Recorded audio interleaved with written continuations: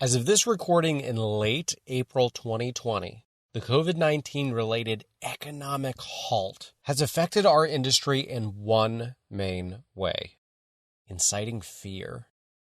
Lenders fear elevated risk, so, by and large, banks have pressed pause on new loans.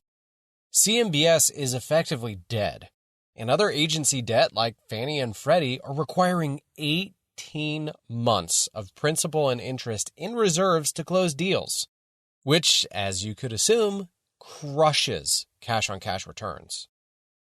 We have a deal under contract that 2 banks expressed interest in, underwrote, and even took our money for appraisals, only to both back out on a deal they both called no-brainers. I ended up calling 21 banks, only to find 2 that were actively lending. Everyone else has, at best, pressed pause for 30 days. Even banks that claim to not have hit the pause button have been inundated with SBA PPP loan applications, saturating all capacity to process incoming loans.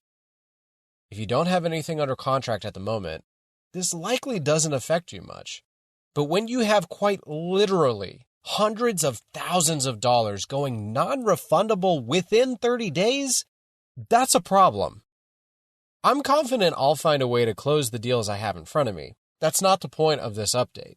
The point is deeper and more systemic than that. If after the 30-day pause, banks don't go back to normal, you'll see liquidity dry up from investors too. Remember, this industry thrives on leverage.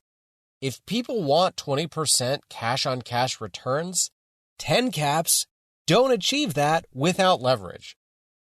So if banks dry up, you'll find investor dollars drying up too. In short, liquidity shocks might seriously hamper your ability to grow.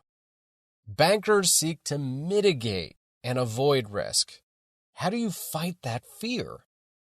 Instill confidence in your lenders that you'll be able to survive and thrive.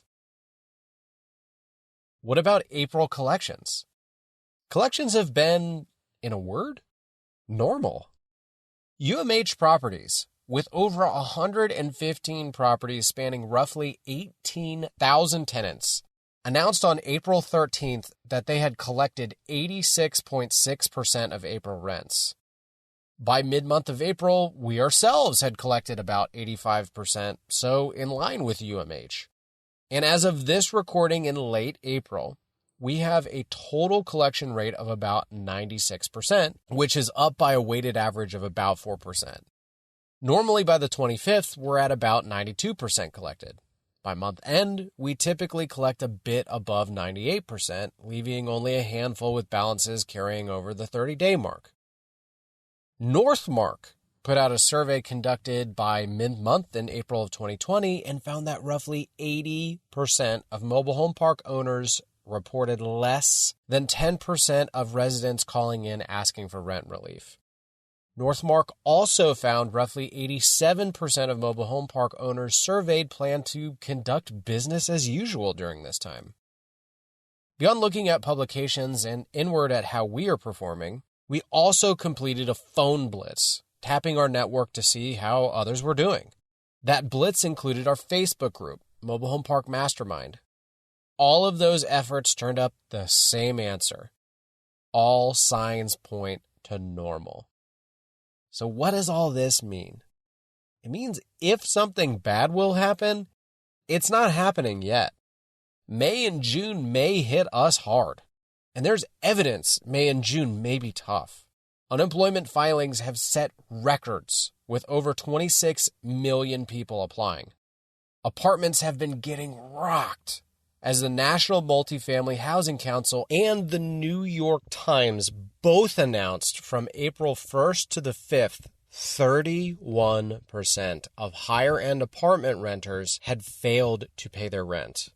This, compared with the usual 81% collected, represents a 13% decrease versus the same period in 2019. I haven't researched retail or office space, but I would guess those numbers don't look good either.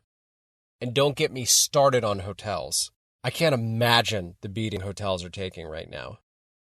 Ultimately, what I want to communicate for this April COVID-19 update is that this economic tsunami, if it truly becomes that devastating, hasn't affected us yet.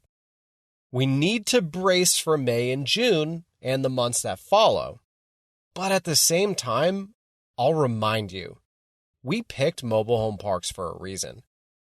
If they truly are recession resistant, then what we are seeing in April should encourage everyone to be cautiously optimistic that we will escape this pandemic largely unscathed. But at the same time, we still plan for a beating in the event that's unavoidable.